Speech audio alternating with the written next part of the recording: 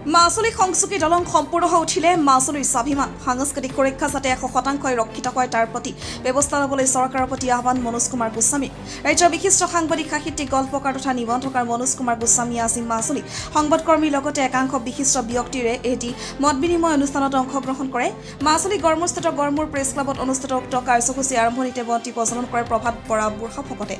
যদুকলিতাত ধৰা অনুষ্ঠানত শিক্ষক ডিম্বেশ্বৰ ভূঞা মাজুলী জিলা সাহিত্য সভাৰ প্ৰতিষ্ঠাপক সভাপতি প্ৰভাত বৰা বুঢ়াভকত সঞ্জীৱ বৰা সমাজকৰ্মী জগত হাজৰিকা ৰেণুমালা দত্ত দীপু বৰা যুগল হাজৰিকা ভূপেন দত্ত ৰাজীৱ পাটিল আদিয়ে বিশিষ্ট সাংবাদিকগৰাকীৰ মত বিনিময়ত অংশগ্ৰহণ কৰি মাজুলী বিভিন্ন দিশত বিস্তৃতভাৱে ভাৱৰ আদান প্ৰদান কৰে অনুষ্ঠানত মাজুলী জিলা সাংবাদিক সন্থা মাজুলী জিলা সাহিত্য সভা গড়মূৰ প্ৰেছ ক্লাব আদিয়ে বিশিষ্ট সাংবাদিক সাহিত্য অকাডেমী বঁটা প্ৰাপক মনোজ কুমাৰ গোস্বামীক চেৰেং গামোচা মুখা আদিৰে সম্বৰ্ধনা জ্ঞাপন কৰে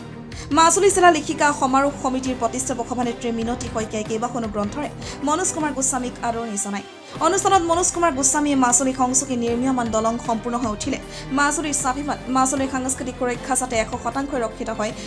তাৰ প্ৰতি গুৰুত্ব প্ৰদান কৰিবলৈ চৰকাৰৰ প্ৰতি আহ্বান জনোৱাৰ লগতে এই ক্ষেত্ৰত মাজুলীৰ ৰাইজক সচেতন হ'বলৈ আহ্বান জনায়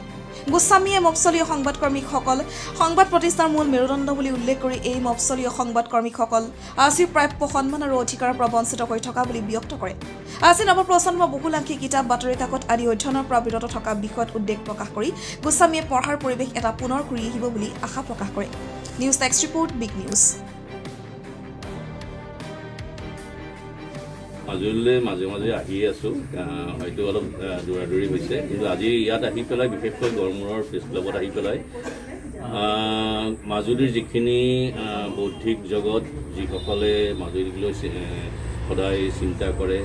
চিন্তা চৰ্চা কৰে তেখেতৰ লগ পোৱা সঁচাকৈ ভাল লাগিল কাৰণ বিভিন্ন কথা নিজেও জানিব পাৰিলোঁ আৰু তেখেতসকলৰ এই সজাগতা দেখি সঁচাকৈ আপ্লুত হ'লোঁ আৰু এখেতসকলৰ হাততেই এখেতসকলৰ পিছৰ প্ৰজন্মৰ হাততেই মই ভাবোঁ যে মাজুলী সদায় উজ্জীৱিত হৈ থাকিব মাজুলী সদায় সুন্দৰ হৈ থাকিব আৰু মাজুলীৰ যি এই অসমৰ সংস্কৃতিৰ প্ৰাণকেন্দ্ৰ হিচাপে নিজৰ যি পৰিচয় সেই পৰিচয় যাৱতীয়যোগ্য হৈ থাকিব আৰু মই ভাবোঁ যে মাজুলী ইপিনে দলং হওক বা নহওক এখেতসকলৰ হাততেই মাজুলী সদায় সুৰক্ষিত